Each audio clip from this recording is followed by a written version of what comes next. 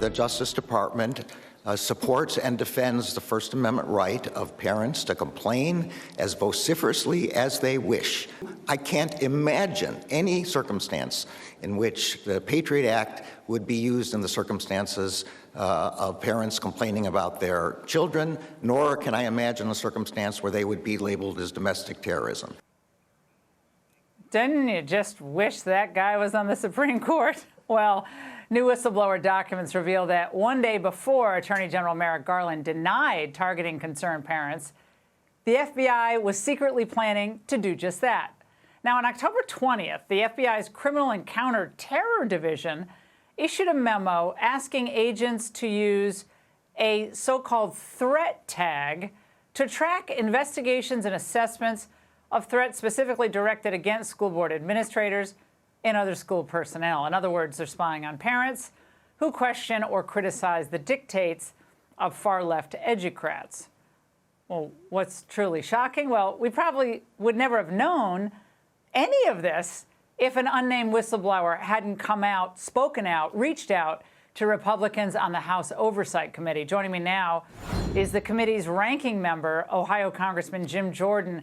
Now, Congressman, did the AG, was he telling the truth to Congress, or would you be willing to believe he really didn't know what was being planned by his own Justice Department at the time?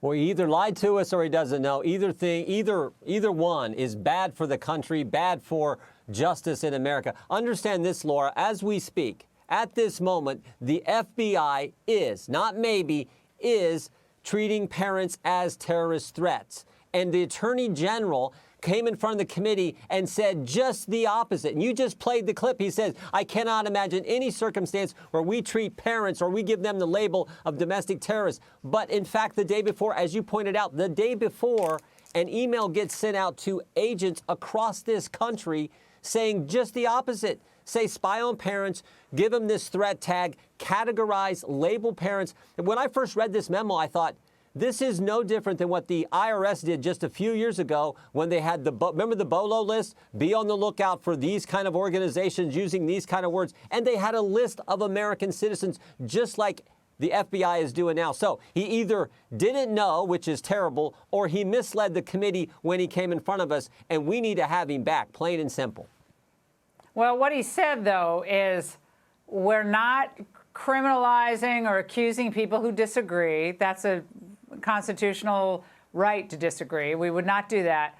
This is about actual threats of violence. And to that you say? Well, remember how this all started. We got to understand the timeline. September 29th, a left-wing political organization asked the President of the United States to get the FBI involved in local school board matters. 5 days later, the Attorney General does just that. October 20th, we have this email that goes out to across the nation about this threat tag. And then October 21st, he comes in front of the committee and tells us all this. October 22nd, the organization that started it all apologizes for their memo and withdraws, for their letter and withdraws their letter. But yet, Merrick Garland, we've asked him, will you rescind the memo? Will you stop this, what you've put in place, what you've put into action? He will not rescind it. He will not withdraw it. He will not stop it. That's the part that concerns me. And we have sent now countless letters. We've lettered to the FBI, back to Merrick Garland, to the School Board Association, to the Education Department, all these entities. We've sent letters. We need answers because it sure looks like, I think without a doubt, this is happening. They are targeting moms and dads across this country for simply speaking out and saying, we don't want this racist, hate America curriculum taught to our kids. Imagine that. Well, Congressman, it seems to me that with the midterms coming up, and by the looks of it, it's going to be a Republican wipeout of the Democrats, they see that this issue is a potent one.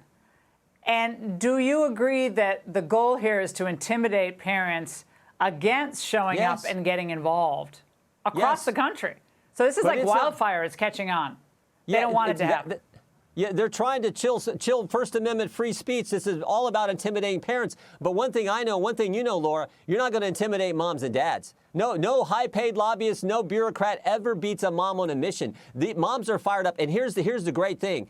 Courage is contagious. We saw it in Virginia. One mom stands up, one dad stands up. Pretty soon it's a whole community, and they're saying, not with my kids. That is what is so wrong about this. And you're exactly right. The idea that this guy, Merrick Garland, was the smartest man on the planet, had to be on the Supreme Court, is such a crock. And the American people see. We saw him testify in front of our committee 3 weeks ago. He didn't even know there was a press release that accompanied his memo on October 4th, and that press release talked about getting the National Security Division, the Counterterrorism Division, involved in this effort. That is frightening. He didn't even know it, or if he did know it and misled us, that's even more wrong. So he better come back in front of our committee and be willing to answer some tough questions about this, and he should stop this process right now.